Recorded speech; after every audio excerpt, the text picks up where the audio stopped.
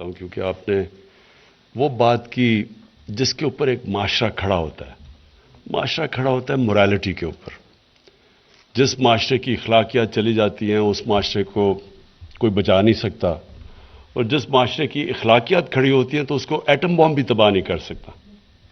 Japan کے اندر 2 atom bomb گرے، 10 مہینوں میں کھڑے ہو گئے. اور لیبنان کا میں ابھی کیس دیکھ رہا ہوں کہ اس کو بیروت کو کہا جاتا تھا پیرس آف مڈل ایسٹ، اور آج اس کے حالات یہ دیکھیں کہ وہ ایک فیلڈ سٹیٹ کی طرف جا رہا ہے. 75% لوگ غربت کی لکیر کے نیچے چلے گئے ہیں کیونکہ ان کی مورالٹی کولیپس ہوئی ہے. جو کرپشن ہے، یہ کرپشن ایک سمٹمز ہے جس ملک کی اخلاقیات تباہ ہو جاتی ہیں. تو یہ جس طرح ایک پھوڑا نکلتا ہے کینسر کی وجہ سے، اسی طرح کرپشن نکلتی ہے جب ایک قوم کی اخلاقیات ختم ہو جاتی ہے. تو اس لیے عمر آپ نے بڑی سب کو آپ نے بڑی صحیح ہدایت کی. اچھا، اب میں آپ کے لیے یہ آپ کی اب شروعات ہے. یہ نہ سمجھیں کہ ابھی عمر آپ نے تو بڑا کہا کہ آپ نے یہ پریزنٹ کر دیا، اور یہ تو صرف ایک بگننگ ہے. یہ تو اس طرح ہے کہ آپ یونیورسٹی سے کوالیفائی کر رہے ہیں آگے کام کے لیے. اب تو اصل آپ کا امتحان ہوگا. انسان کا امتحان تب ہوتا ہے جب وہ آزمایا جاتا ہے. اچھے وقت پہ تو سب اچھے انسان ہوتے ہیں. اس لیے قرآن میں بار بار کہتا ہے کہ میں تمہارے ایمان کو، اللہ کہتا ہے، بار بار آزماؤں گا، کیونکہ آزمائش میں پتہ چلتا ہے کہ آپ کا ایمان کتنا مضبوط ہے. تو آپ کی تو ابھی آزمائش شروع ہوگی. تو میں آپ کو 2-3 چیزیں کہنا چاہتا ہوں کیونکہ یہ بڑا آپ کے لیے ایک زبردست ٹائم ہے. آپ کا سارا آپ کے سامنے، آپ کی فیوچر آپ سامنے آپ کو دیکھ رہی ہے کہ آپ کدھر جانا چاہتے ہیں، کیا بنیں گے آپ. پہلے تو آپ یہ جو کوالیفائی کر گئے ہیں، اس نے آپ کو ایک زبردست اپرچونٹی دے دی. اب آپ اس کو کدھر لے کے جاتے ہیں، کتنے بڑے انسان بنتے ہیں، کتنی اچیو کرتے ہیں، وہ اب آپ کے اوپر ڈپینڈ کرتا ہے. اور سب سے پہلی چیز یہ کہ بڑا انسان وہ ہوتا ہے جس کی خواب بڑی ہوتی ہے، جس کی جو ڈریم بڑا کرتا ہے، جس کی جو آئیڈیلسٹ ہوتا ہے. کبھی ریئلسٹ بڑا انسان نہیں بنا. مثلا ماؤنٹ ایورسٹ کے اوپر جب پہلا آدمی چڑھا ایڈمنڈ ہلری، تو اگر وہ ریئلسٹ ہوتا تو وہ کبھی بھی نہ کوشش کرتا، کیونکہ سب اس سے پہلے جنہوں نے کوشش کی چڑھنے کی، یا وہ مر گئے تھے یا وہ فیل ہو گئے تھے. تو ریئلزم تو کہتی تھی کہ یہ نہیں چڑھ سکتا اوپر، لیکن آئیڈیلزم کہتی ہے کہ وہ کوئی بھی چیز ناممکن نہیں ہے. اور یہ ایکچولی آپ کو ایمان دیتا ہے. سب سے بڑی جو قوت ہوتی ہے ایمان کی. ایمان انسان کی یہ جو لمٹس اپنے لگا دیتا ہے وہ سب ختم کر دیتا ہے. اور میں اپنی یوتھ کو ہمیشہ کہتا ہوں کہ وہ پیریڈ سٹڈی کریں. جب نبی صلی اللہ علیہ وسلم اس دنیا سے گئے، اس پیریڈ سے کے 20 سال بعد دیکھیں کہ کبھی اتنی دنیا کی تاریخ میں اتنے عظیم لوگ نہیں آئے، اتنے عظیم جنرلز نہیں آئے. تو ایک دم ایکسپلوڈ کر گئے وہ دنیا کے اوپر. تو وہ کیا چیز تھی؟ اس کو ضرور سٹڈی کریں کہ وہ کیا چیز تھی کہ وہ ایک دم عرب جن کی کوئی حیثیت ہی نہیں تھی، انہوں نے دنیا کی امامت کی. تو وہ آئیڈیلزم تھی جو نبی صلی اللہ علیہ وسلم نے ان کے اندر ایمان ڈالا تھا. ایمان نے انسان کو آزاد کر دیا. اور جو اقبال شاہین کہتے ہیں، جو ہے اقبال کی شاہین وہ ہوتا ہے جو زمین کی زنجیریں توڑ دیتا ہے ریئلزم کی، اور وہ پھر آئیڈیلسٹ ہو جاتا ہے، اور اس کے سامنے پھر لمٹلیس ہوتی ہے دنیا، وہ کچھ بھی کر سکتا ہے. تو جو آپ کے لیے بھی یہ یاد رکھیں کہ آپ کو راستے میں ہمیشہ چوائسز آئیں گی. 2 چوائسز ہمیشہ آئیں گی. نماز میں جب آپ پڑھتے ہیں، آپ صرف ایک ہی چیز مانگتے ہیں نا کہ اللہ ان کے راستے پہ لگا جن کو تو نے انعام دیے، نعمتیں بخشی، ان کے نہیں جو غلط راستے، اپنی تباہی کے راستے پہ چلے گئے. یہ فیصلے آپ کو ہمیشہ ڈیلی بیسس پہ کرنا پڑے گا. ایک راستہ وہ ہے جو لگتا بڑا مشکل ہے، لیکن وہ راستہ ہے، اور وہ راستہ نعمتیں سب سے زیادہ تو نبی صلی اللہ علیہ وسلم کو اللہ نے بخشی نا، ان کو اپنا حبیب کا. تو ایک تو وہ راستہ ہے، ایک دوسرا راستہ ہے جو شارٹ کٹس بھی ہیں، جو آسان لگتا ہے، دنیا بھی یہ کرتی ہے تو ہم بھی یہ کر لیں. آپ کو سارا وقت ٹیمپٹیشن ہوگی کہ جی یہ تو دنیا کا راستہ ہے، آپ زمینی حقائق نہیں جانتے. تو ہمیشہ آپ کو فیصلے کرنے پڑیں گے ان دو راستوں میں.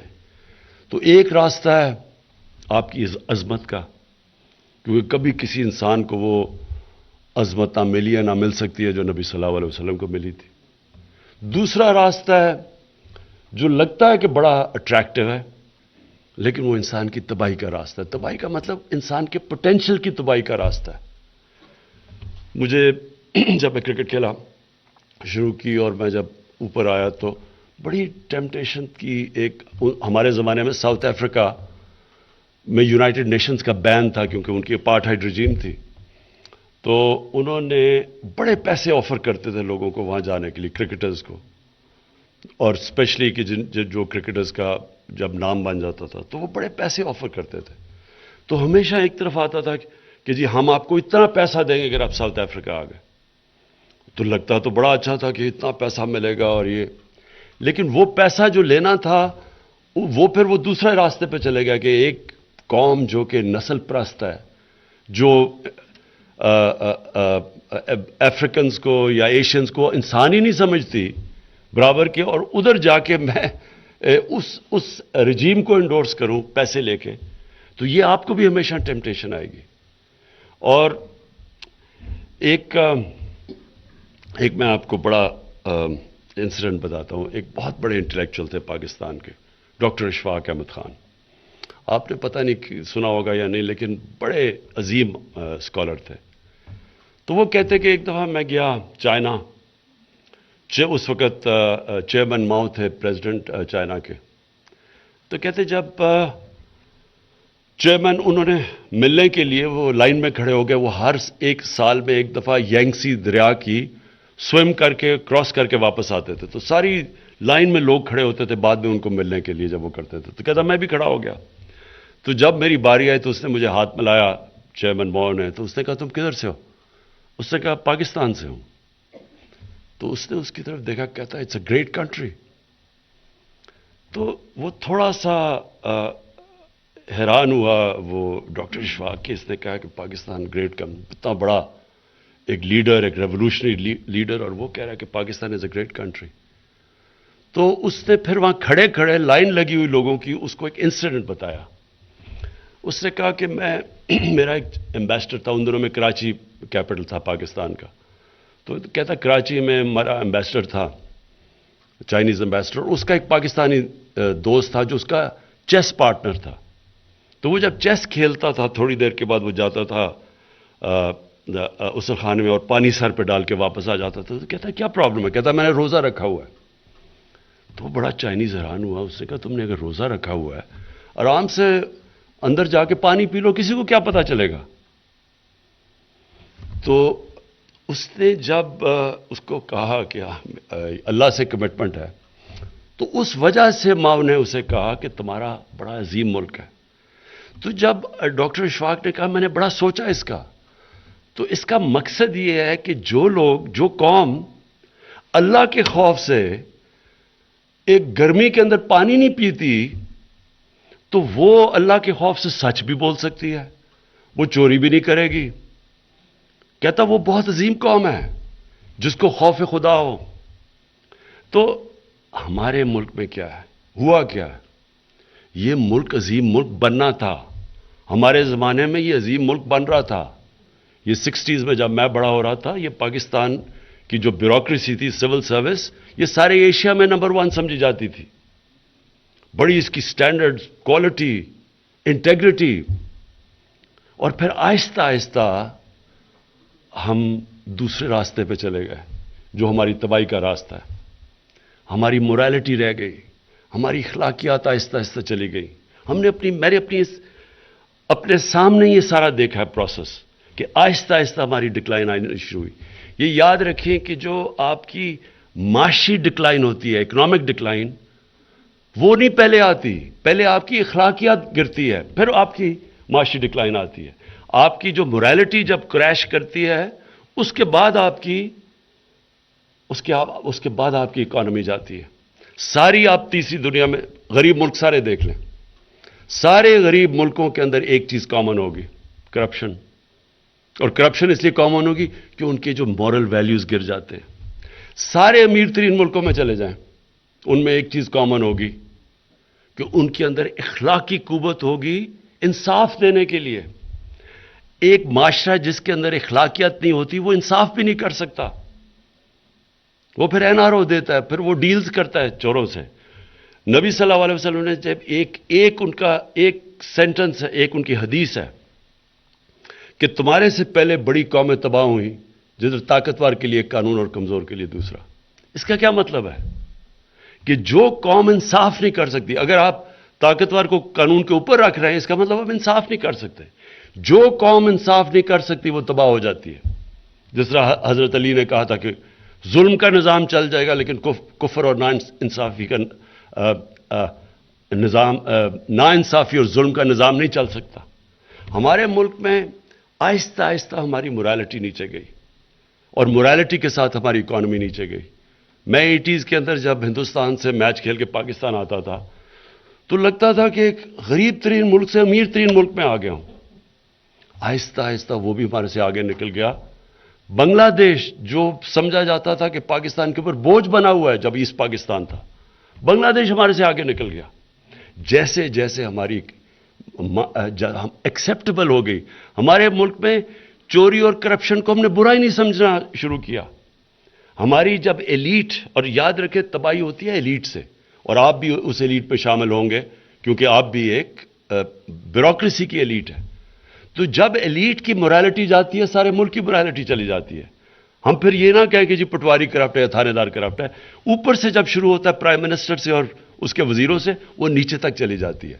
اور کنورسلی ہمارے نبی صلی اللہ علیہ وسلم نے مدینہ میں اپنی مثال سے سارے معاشرے کی مورالٹی اٹھا دی.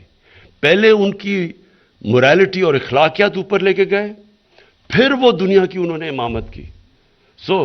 آپ کے لیے جو چیئرمین ماؤ نے جو بات کی تھی وہ بڑی پتے کی بات تھی کہ ایک قوم جو کہ پانی نہیں پیتی اللہ کے خوف سے, تو اس پہ کتنا صبر ہوگا, کتنا وہ سچ اور حق پہ کھڑے ہوں گے, ان کی مورل سٹرینتھ کیا ہوگی کہ اللہ سے اگر وہ ڈر کے رائے حق پہ چلتے ہیں.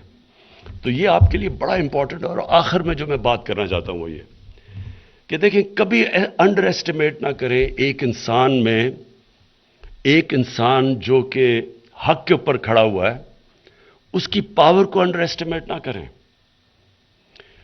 یہ جو وہ ایک سینگ انگریزی میں کہ one moral man is an army, یہ کبھی انڈر ایسٹیمیٹ نہ کریں کہ جو عمر نے ابھی بات کی کہ اللہ الحق ہے, تو جب آپ سچ پہ کھڑے ہوتے ہیں آپ کے پاس اللہ کی قوت آ جاتی ہے.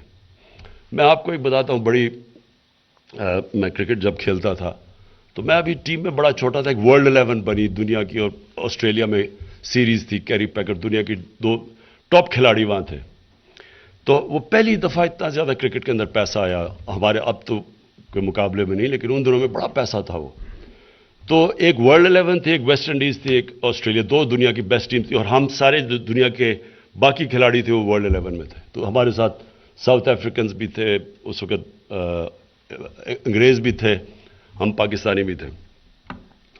تو ہمارا تینوں میں میچ ہوا تو ہم ورلڈ 11 جیت گئے. اب جب میچ ختم ہوا اور ہم جیت گئے تو جو 11 کھلاڑی تھے ہم آپس میں بیٹھے ہوئے, ہماری اسکواڈ تھی 17 کی لیکن کھیلے تھے 11, تو ہم 11 بیٹھے ہوئے. تو ڈسکشن شروع ہوئی, میں سب سے چھوٹا تھا ٹیم سے, تو ٹیبل کی اس طرح ڈسکشن آئی. تو لوگوں نے کہا کہ جی ہم کھیلے ہیں, ہم نے محنت کی ہے, تو سارا پرائز منی ہمیں آپس میں 11 میں ڈسٹریبیوٹ کرنا چاہیے, کہ وہ جو باقی جو کھیلے ہی نہیں, جو 18 کی اسکواڈ تھی, ان کو کیوں ملنا چاہیے, پیسہ تو ہمیں ملنا چاہیے. تو وہ ایک سے شروع ہوا, ایک دوسرا تیسرا, ساروں نے کہا ہمیں ملنا چاہیے, پیسہ بڑا تھا, ساروں نے بڑے, سب نے کہا کہ ہاں, انہوں نے تو محنت نہیں کی. ایک کھلاڑی تھا, میں یہ کبھی نہیں بھولتا, اس کا نام تھا ایلن ناٹ, انگلینڈ کا کھلاڑی تھا, اور وہ بڑا ایک ڈیواؤٹ کرسچن تھا, اللہ میں ماننے والا. اس نے کہا جب اس نے کہا یہ آپ کیا، آپ کو شرم آنی چاہیے سب کو، وہ ہماری اسکواڈ کا حصہ ہے، اگر وہ نہیں کھیلے لیکن اسکواڈ کا تو حصہ ہے، ہمیں ان کے اندر بھی بانٹنا چاہیے۔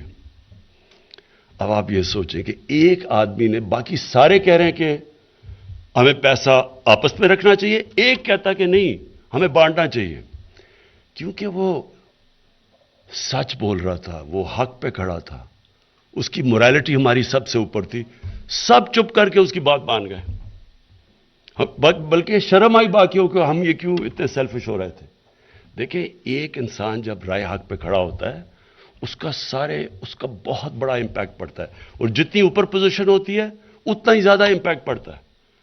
میں جب میاں والی میں کیمپیننگ کرتا تھا تو ایک تھانے دار ایک تھانے میں ایماندار آ جاتا تھا، سارے ڈسٹرکٹ میں پتہ چل جاتا تھا کہ جی ایک تھانے دار آ گیا ایماندار، ایک ایس پی آ جاتا تھا، ساری ڈسٹرکٹ کو ٹھیک کر دیتا تھا۔ سو اس لیے کبھی انڈر ایسٹیمیٹ نہ کرنا کہ آپ کو جو پوزیشن اللہ نے دی ہے، آپ نے محنت کی ہے لیکن آپ کو پوزیشن ملی ہے، اس کی انڈر ایسٹیمیٹ نہ کرنا کہ جب آپ اس پوزیشن کو آپ بنائیں گے، اس پوزیشن کو، پوزیشن آپ کو نہیں بنائے گی، انسان پوزیشن کو بناتا ہے۔ آپ جب اس پوزیشن کو صحیح طرح اس سے انصاف کریں گے تو آپ کی عزت بھی ہوگی، راستہ مشکل ہوگا، یہ میں آپ کو بھی بتا دوں کہ رائے حق کا راستہ ہمیشہ مشکل ہوتا ہے۔ نبی صلی اللہ علیہ وسلم کی آسان زندگی نہیں تھی، مشکل زندگی تھی، لیکن جب تک دنیا رہے گی لوگ ایک ہی لیڈر کو ماننے کے کہ اس سے بڑا انسان آیا نہیں، تو رائے حق کی زندگی آسان نہیں ہوتی، مشکل ہوتی ہے، لیکن وہی آپ کی عظمت کا راستہ ہوتا ہے۔ وہ آپ بشک جتنی مرضی آپ کی زندگی میں مشکلیں آئیں، آپ سکون کی نیند سوئیں گے۔ میں پھر سے آپ سب کو مبارک دیتا ہوں، اور انشاءاللہ امید رکھتا ہوں کہ آپ اس ملک کو ایک عظیم قوم بنائیں گے۔ شکریہ۔